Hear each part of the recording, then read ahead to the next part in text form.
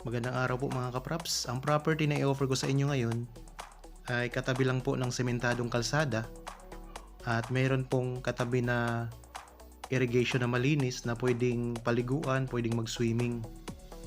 Ayan lang mga kapraps oh. Mayroon na ditong access ng kuryente at saka tubig. So magpapalinya na lamang po kayo. Yan, pwede kayong mag-swimming dyan, pwedeng maligo. Malinis po yan, galing mismo sa ilog. Running water yan mga kapraps. Ito po ang property na i-offer ko sa inyo ngayon. Ito ay may kabuang sukat na 3,700 square meters, titulado. Ang presyo nito ay makikita nyo sa description box at sa title ng video.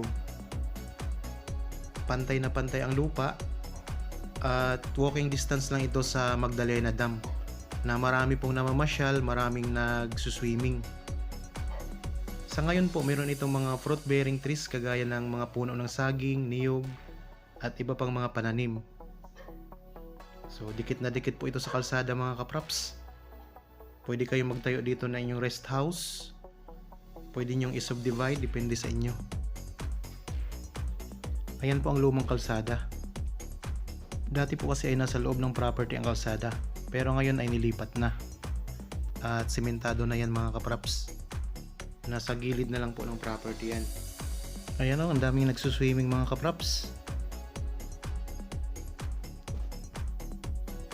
Okay, ang distansya nito sa town proper ng Magdalena ay nasa 3 to 4 minutes drive lamang po. So sobrang lapit lang mga kapraps.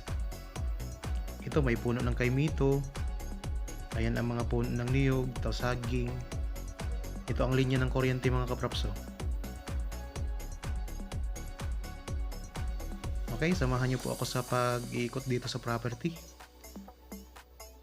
Yan ang mga puno ng niyog, marami na yung bunga oh.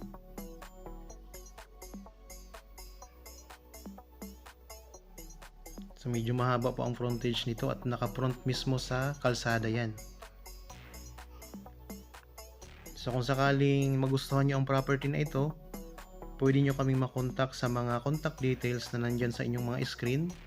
Meron tayong Viber, cellphone number, Facebook Messenger, at pwede rin kayong mag-direct message dito sa YouTube channel. Ang boundary nito yung may mga bahay na yan mga kapraps. Yan na po ang pinaka-boundary niya. So marami din yung mga puno ng niyog oh. At may mga bunga na yan mga kapraps. Ito may puno ng langka.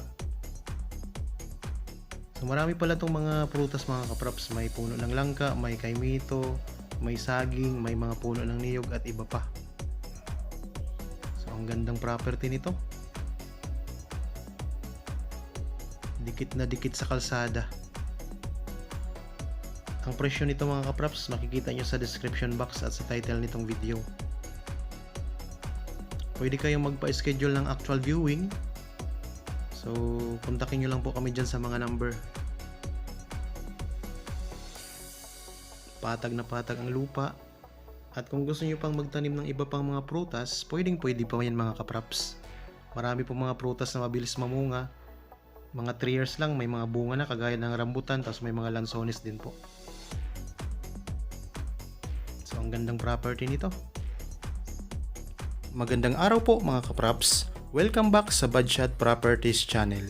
Ako po si Buds, ang inyong makakasama para sa ating virtual viewing. Para sa mga bago pa lang po sa aking channel, huwag niyo pong kalimutang mag-subscribe at pindutin na rin po ang notification bell para maging updated kayo sa mga bagong property na available. Tara na po! Okay, puntahan natin ang kalsada mga kapraps.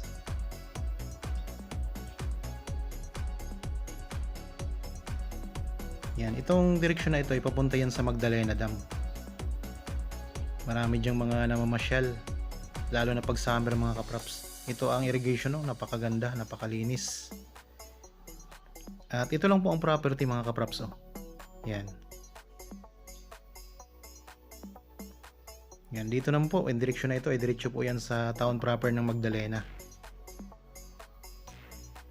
Yan, kita nyo naman mga kapraps, malinis ang tubig.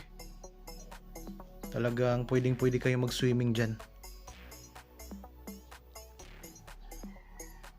Okay, ito yung pinaka-frontage ng property. Baybayin po natin. Mahaba po itong mga kapraps. Yan, bagong gawa lang itong kalsada.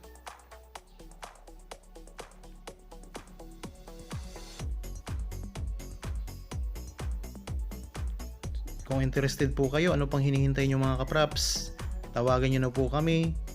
Magpa-schedule na po kayo ng actual viewing.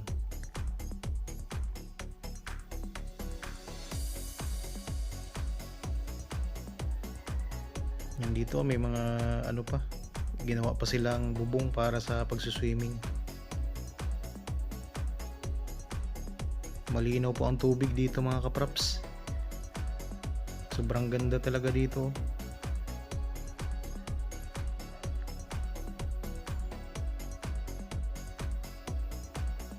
Ulitin ko lang po, ang sukat nito ay 3.7 hectares mga kapraps. Titulado. Ang presyo ay nandyan sa description box at sa title ng video. Napakalapit lang po sa town proper ng Magdalena. 3 to 4 minutes drive lamang, mayroon na pong access ng kuryente at saka tubig. Dikit na dikit po sa kalsada na sementado. Okay, maraming salamat po sa inyong pagsubaybay. Para po sa mga bago pa lang sa aking channel at napadaan lamang po dito sa aking channel, huwag niyo pong kalimutang mag-subscribe at pindutin na rin po ang notification bell para maging updated kayo sa mga bagong property na i-offer po namin. Maraming salamat po, lagi tayong mag-iingat at God bless po sa ating lahat mga kapraps.